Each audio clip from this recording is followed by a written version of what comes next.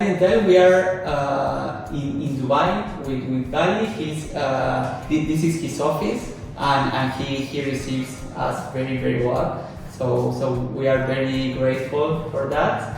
And also can be a possibility for your clients here in Dubai invest in Latin America. What do you think?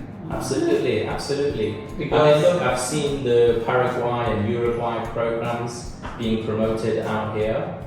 I'll be honest, I don't know a lot about them. I'm focused on obviously my project. Yeah, sure. But I have definitely seen more and more traction, more and more awareness of Latin America. Yeah. So I don't see why not. Yes.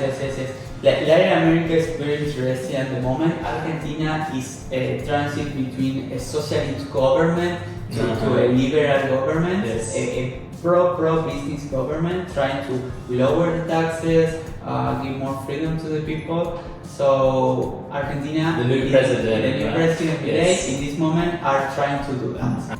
For sure, he has the Congress and he has to deal with the Congress. Yes. So every law is going to be treated by the Congress, and some laws going well, some another ones they need to modify. But the vision, I think that is positive in this way of thinking. So Argentina have good options for investment. And for sure, Paraguay, Uruguay. In the case of Paraguay have more than 40 years of pro-business government. So that gives you the peace of mind that if you make an investment there, not going to change the rules. Yes.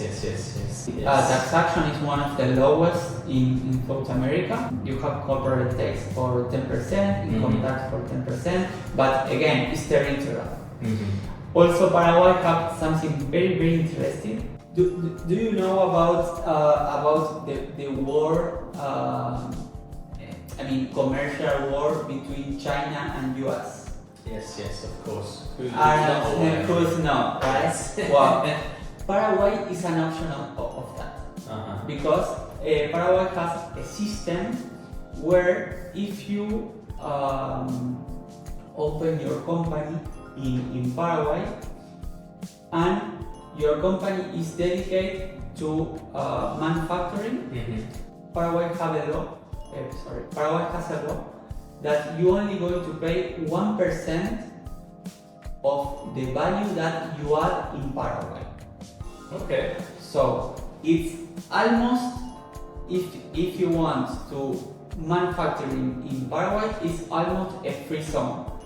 But it's not, because you know that sometimes it's better pay a little bit of taxes because for the view of the company, there are some, and it's a very good option because you can import the materials from China, manufacturing in Paraguay, and then sell to US. And you're not going to pay the high aranzels between US and China trade. Yeah.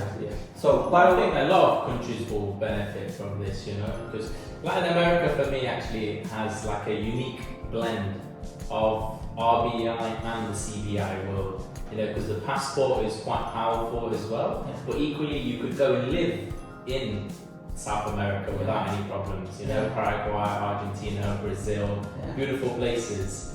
So actually, it does have a unique place actually, where the passport is strong, but you can actually live there as well. That's true, that's totally true. So I think that's the attraction. Yeah, and then if you spend a couple of years there, you can apply for the naturalization. It's also nice. We have clients from Dubai that they have the company here, etc. And also we receive a lot of leads that they don't want to move to Latin America. They want to stay here. Yeah. I just arrived today. Just arrived, I put my suit and I come to a meeting with you. Okay. Yeah, that's true. I almost sleep. Yes.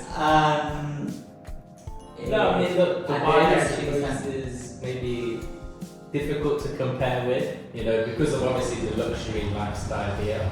So I guess can see why they would say that. But look, at the end of the day, no one will live here permanently.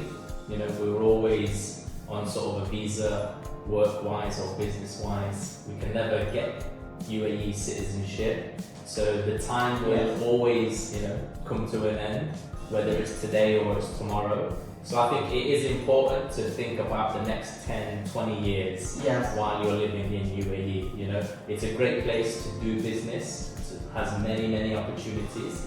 So a lot of money to be made here. But in our industry, we're always thinking about what our future plans are, right? Of why we get a second citizenship or why we go and do business in Latin America. The financial plan exactly. for our clients. Correct, yeah. And I think maybe now that the UAE has incorporated corporate tax, you know, 9%. Exactly. More and more people will be now open to exploring Paraguay, for example, you know, where the taxation is a bit favorable. Maybe they only set up the company today and do business out of Paraguay, but in the future, for sure, people will consider. You know, it's a beautiful place. Yeah, it's beautiful. I invite you if you want to come to South America. It's not far from Grenada, so it's not far from Grenada. Exactly, yeah. So next time I'm in Grenada, I should how often you go to Grenada? As and when needed. I've recently just come back. I was there in January last month. So during the new year, probably we'll go back again in April, depending. It just depends on the project timeline, you know. As and when the project is significant progress, we always go to check ourselves. Nice. That's nice. It's important for the client as well, right? That we don't just say, "Oh, I'm sure they're working on it," you know. We should go and check for ourselves. For sure. Totally. So we pay money to the contractors, so we should go and check what's going on. And for example, how much it costs to go to Grenada? For example, ticket planes from Dubai to Grenada. From Dubai, it isn't the most cost effective, I'll be honest. Oh, really? Because you either got to go to the UK, Europe, US as like your first leg, and then you will transit again over to Grenada. So typically you're looking at least $1,000. $1,000. Yes, you know. But majority of the clients are coming from US. You know, Miami, much less. That's correct. Couple hundred. Couple hundred. 300-400. Exactly. Yeah. I think maybe even from Latin America, same. You know. Couple $100. Yes. We're far away from Grenada here. You know. Yes. You are. So thank you for watching, and see you in the next video.